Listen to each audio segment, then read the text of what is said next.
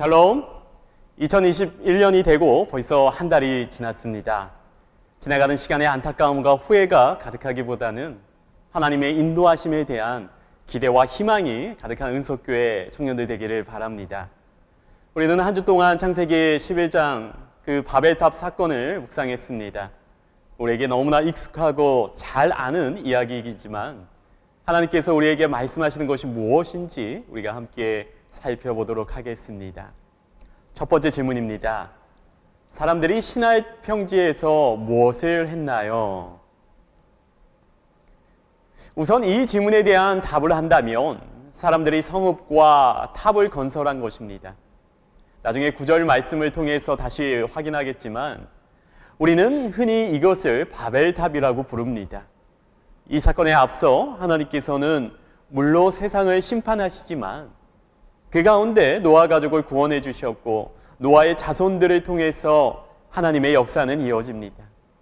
본문 2절 말씀을 보면 노아 방주 사건 이후 사람들은 계속해서 동쪽으로 이동했다고 합니다. 그 이동 중에 멈춰선 곳이 바로 시나이 평지입니다. 그런데 시나이라는 땅이 어떤 곳인지에 대한 힌트가 앞선 성경 구절에 소개되어 있습니다. 창세기 10장 10절 말씀에 그의 나라는 시나이 땅의 바벨과 에렉과 악각과 갈레에서 시작되었으며 라고 합니다.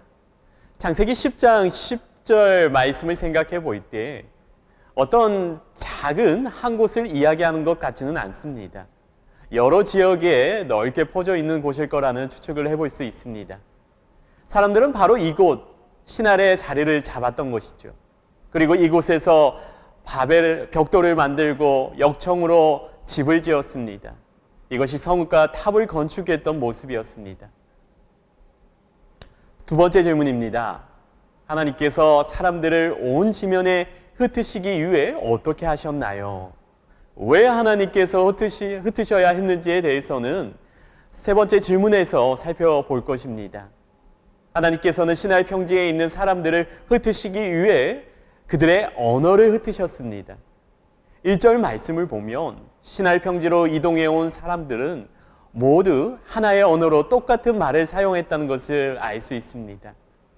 언어가 같다는 것은 이들이 한 마음 한 뜻으로 행할 수 있었다는 것이죠. 같은 언어를 사용하는 것이 사람들에게는 큰 결속력이 될 수 있었던 것입니다. 그렇기 때문에 7절 말씀에서 나타나듯이 언어를 혼잡하게 해서 서로 알아듣지 못하게 하신 것입니다. 서로의 뜻을 전달할 수 없기 때문에 함께 계획도 할 수 없고 함께 뜻을 이룰 수도 없도록 하신 것입니다. 시나이에 있던 사람들에게 중요했던 과제가 서로 힘을 합해 성읍과 탑을 건설하는 것이었습니다. 하지만 언어가 혼잡해짐으로 인해서 이제는 함께 소통할 수 없고 하던 일을 할 수 없게 된 것입니다. 이처럼 하나님께서는 언어를 혼잡케 하심으로 사람들을 흩으셨습니다. 세 번째 질문입니다. 사람들이 성읍과 탑을 세운 목적이 무엇이었나요? 그 의미를 생각해 보세요. 사람들이 성읍과 탑을 세운 목적은 4절 말씀에 잘 나타나 있습니다. 우리의 이름을 내고 온 지면에 흩어짐을 면하기 위해서입니다. 혹시나 사람들이 단순히 벽돌로 집을 지은 것이 잘못이라고 말씀하시는 것이 아니죠. 자신들의 능력과 가능성을 앞세웠던 것입니다. 이제 벽돌을 만드는 기술이 생겼으니까 우리의 하늘까지 우리의 이름을 높이고 탑을 쌓자라고 말하는 것입니다. 어쩌면 자신들의 모습을 자랑하고 명예를 높이는 모습인 것입니다. 바로 이것이 시나이 평지에 있던 사람들의 생각이었습니다. 문제는 벽돌로 집을 짓고 탑을 쌓는 것이 사람들의 교만이 되어버린 것입니다. 그 교만은 결국에는 하나님을 몰아내려는 마음까지 불러일으켰습니다. 노아의 방주를 통해 하나님께서 사람들에게 말씀하셨던 것이 무엇입니까? 창조 때부터 말씀하셨듯이 생육하고 번성하여 충만하라는 것이었습니다. 그런데 이들은 온 지면에 우리의 이름을 내고 흩어짐을 면하자고 했습니다. 이들에게 더 이상 하나님의 말씀은 없었습니다.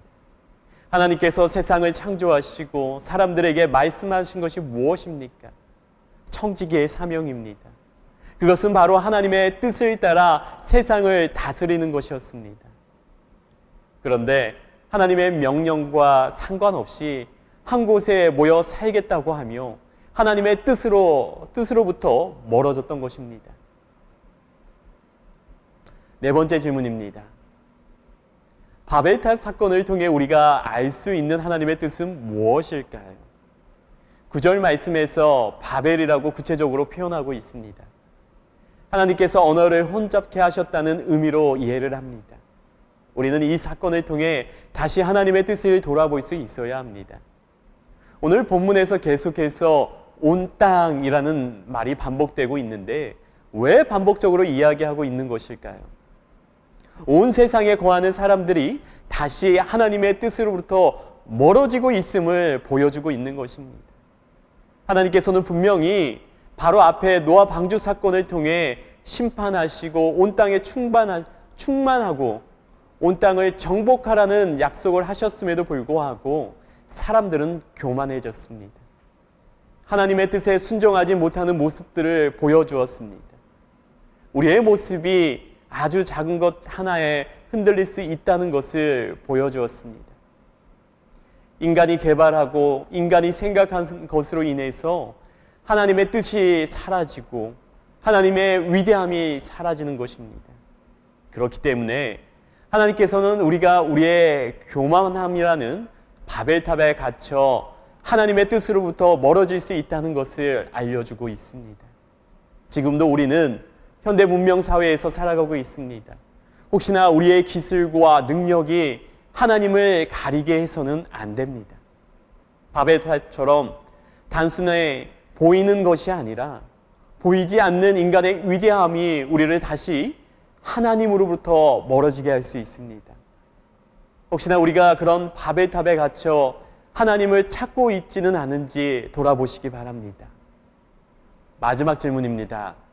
내가 쌓은 바벨탑이 있는지 돌아보고 바벨탑 안에 갇힌 삶이 되지 않기 위해 나에게 필요한 모습을 생각해 봅시다. 네 번째 질문에서 말씀드렸듯이 우리가 살아가는 세상에 많은 것들이 바벨탑이 될 수 있습니다. 더욱 구체적으로 지금 내가 살아가는 모습 가운데 나도 모르게 쌓고 있는 나의 바벨탑이 있을 수도 있습니다. 하나님께서 생육하고 번성하여 땅에 충만하라고 하는 것은 단순히 하나님의 뜻을 따르는 사람들이 온 땅에 흩어지는 것을 말합니다. 가장 중요한 것은 바로 하나님의 뜻을 나타내고 하나님의 청지기로 우리가 세상을 살아가는 것입니다. 그런데 우리가 인간의 능력을 과시해서 인간의 문명으로 자꾸 우리의 이름을 높이려고 하고 기술과 돈으로 인간이 우리를 자유롭게 하고 우리가 원하는 대로 살아갈 수 있다고 생각하는 모습이 바벨탑에 갇히는 모습입니다. 하나님께서 우리에게 바라시는 것은 하나님의 뜻에 순종하는 겸손입니다. 이 세상의 창조주는 하나님이시고 예수 그리스도를 통해서 온 세상에 흩어진 우리들이 하나가 되는 것이 바로 하나님께서 우리에게 바라시는 모습입니다. 우리의 교만으로 자꾸 우리의 이름을 드러내는 것이 아니라 예수 그리스도를 통해 우리가 하나님께 나아갈 수 있다는 것을 고백하고 알리는 것이 바로 지금 우리가 필요한 모습임을 고백할 수 있기를 바랍니다.